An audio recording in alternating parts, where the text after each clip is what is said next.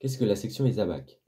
La section ESABAC, c'est une option qui, comme son nom l'indique, permet au terme des années de lycée d'obtenir un double bac, le baccalauréat évidemment, et l'esame di Stato qui est l'équivalent du bac en Italie. Il y aura 2 épreuves et un oral, épreuve d'histoire-géographie et une épreuve écrite et un oral en italien. C'est une option d'italien qui dure pendant les 3 ans du lycée, dans laquelle on fait de l'histoire-géo 3 heures par semaine et de la langue et littérature 4 heures par semaine en seconde. Notre première langue, ça passe en italien, donc c'est plus l'anglais.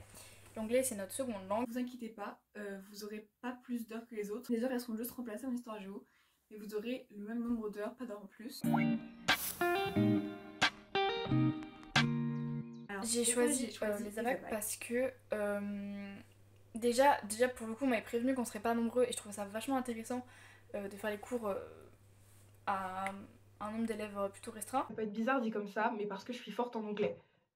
Dit comme ça paraît totalement contradictoire, t'es forte en anglais et tu prends les ABAC, c'est bizarre.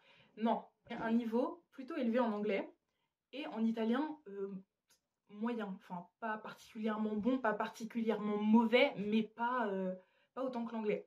Et je me suis dit qu'en prenant les ABAC, je pourrais avoir peut-être un niveau égal à celui que j'ai en anglais et pouvoir peut-être être trilingue, ce qui est un atout génial. Déjà parce que sur un CV, ça fait déjà beaucoup plus flatteur d'avoir pris ESABAC parce que c'est une option qui est assez rare, donc qui fait que vous êtes plus démarqué par rapport aux autres. Sur mon dossier aussi, peut-être pour plus tard, ça m'aiderait parce que c'est quand même un truc en plus. On a quand même 2 bacs à la fin si on le réussit. Et que c'est aussi une grande chance de l'avoir au lycée Basquian parce que il n'y en a pas partout, je crois qu'il y en a 50 en France. Je trouve que l'italien c'est une langue très intéressante et donc ça me plaît d'approfondir mon apprentissage dans cette matière, par exemple à travers sa littérature et son histoire, sachant que je faisais déjà latin au collège et donc ça permet de continuer. Par exemple, en latin, on voit l'Antiquité romaine, et donc de continuer sur le Moyen Âge, et ainsi de suite, donc pour voir toute l'histoire italienne. Après, c'est aussi par rapport au voyage, je vous avouerai, parce que je voulais vraiment aller en Italie, donc c'était un bon moyen pour y aller. Et aussi parce que ça m'intéressait vraiment, c'était un peu comme une nouvelle expérience, une nouvelle aventure quoi. Il y a pas mal d'activités de groupe, donc c'est vachement convivial. Puis on est peu nombreux aussi, donc enfin la plupart du temps en tout cas. Donc ça c'est plutôt cool. On arrive tous à avancer au même niveau, à s'entraider et du coup ça c'est super. Et aussi on a des profs qui sont beaucoup là pour nous aider si on ne comprend pas quelque chose, si on a besoin d'aide. Et vu qu'on n'est que 9, ils peuvent plus être en individuel avec chacun d'entre nous. Donc ça c'est génial. Également, comme on est un petit groupe, ça permet, comme on va se retrouver durant les différentes années, ça permet de tisser des liens entre guillemets. Et après c'est bien parce qu'au moins il n'y a pas cette pression de classe entière où dès qu'il faut parler, t'as tout le monde qui t'écoute et tout, parce que là on n'est que 9, on se connaît, on s'entend tous bien. Et du coup ça se passe super bien à chaque fois. Les cours ils sont super agréables à suivre. Aussi je trouve c'est super intéressant. Voilà. La littérature, si vous aimez la littérature, ça va vraiment tellement vous intéresser et vous allez voir un autre horizon de la langue. Personnellement, je sais que j'ai fait énormément de progrès depuis le début de l'année et moi j'arrive totalement à suivre. Je sais que les autres de ma classe aussi, je pense.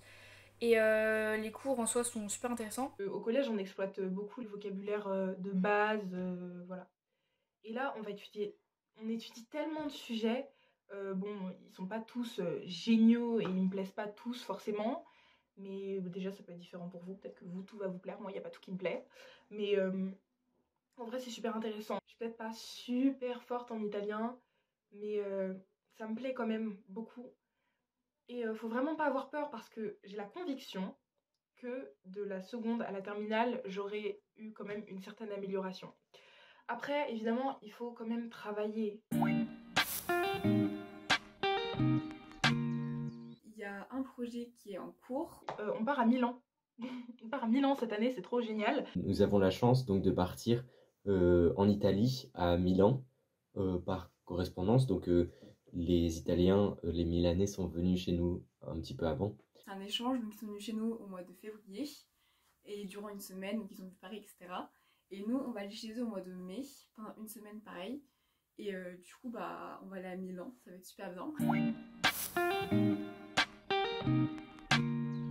Pour parler des cours d'histoire, les cours d'histoire géo, ils sont géniaux, vraiment.